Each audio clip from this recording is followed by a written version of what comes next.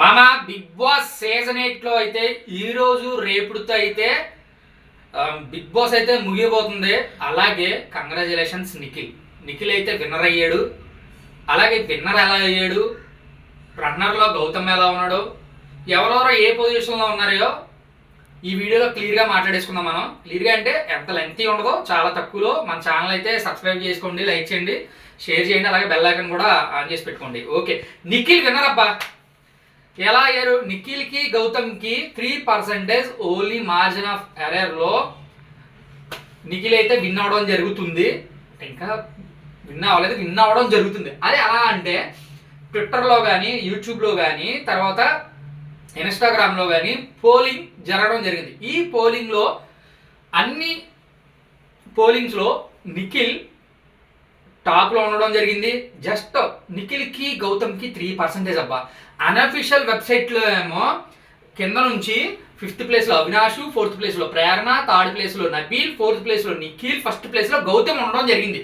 కానీ కొన్ని మనం తీసుకున్న సర్వేల ప్రకారం, అంటే ఏ యూట్యూబ్ అయితే యూట్యూబ్ తర్వాత మీకు ఇన్స్టాగ్రామ్, ట్విట్టర్లో అయితే మనం సర్వే చేసిన ప్రకారం అయితే కనుక నిఖిల్ టాప్ మోస్ట్లో ఉండడం జరిగింది. అలాగే అన్అఫీషియల్ వెబ్సైట్లో కూడా నిఖిల్ కొన్ని దాంట్లో ఫస్ట్లో ఉన్నాడు, కొన్ని దాంట్లో సెకండ్లో ఉండడం జరిగింది. నిఖిల్కి గౌతమ్కి ఎక్కడ మిస్టేక్ జరిగిందిరా అంటే ఈ వీక్ ఏవీ లేసినప్పుడు అన్యాయం జరిగిందని చెప్పుకోవచ్చు నిఖిల్కి. ఎందుకంటే గౌతమ్కి ఇచ్చినంత వెయిట్ నిఖిల్ ఏవీలో లేదు. అది చూసే వాళ్ళందరికీ కనబడుతుంది. అక్కడైతే మనం క్లారిటీ ఇచ్చేసుకోవచ్చు అనమాట. అయినా కానీ ఫస్ట్ నుంచి 14 వారాల నుంచి 12 వారాల వరకు నామినేట్లు ఉండి గెలుచుకుంటూ వచ్చి ప్రజలకు దగ్గరగా ఉండడం వల్ల నిఖిల్కి ఓటింగ్ అనేది బాగా పెరిగింది.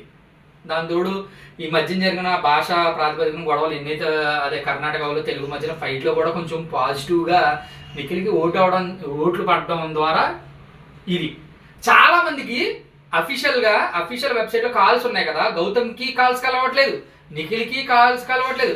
దగ్గరగా వీళ్ళకి ఒక 20 నెంబర్స్ 20 సార్లు డైల్ చేస్తే 20 పైగా మిస్డ్ కాల్లు ట్రై చేస్తుంటే ఒక్కసారి రింగ్ అయ్యి కట్ అవుతుంది అనమాట.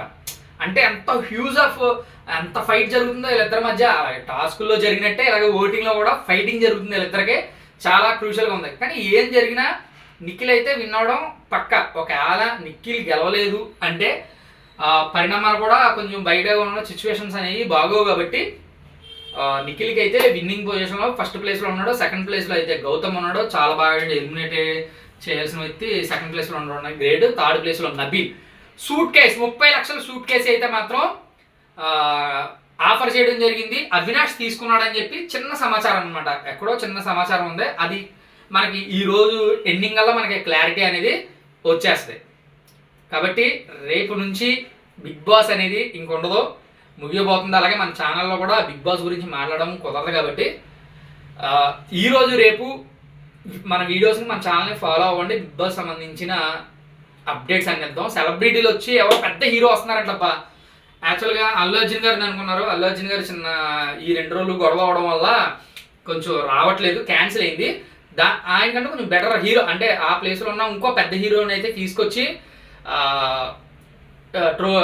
కప్ అనేది గౌతమ్ కానీ నిఖిల్ కానీ చేతిలో కానీ పెట్టడం జరుగుతుంది. పెద్ద హీరో అయితే రాబోతున్నారు అనేది సమాచారం. Thank you. Signing off Ashok.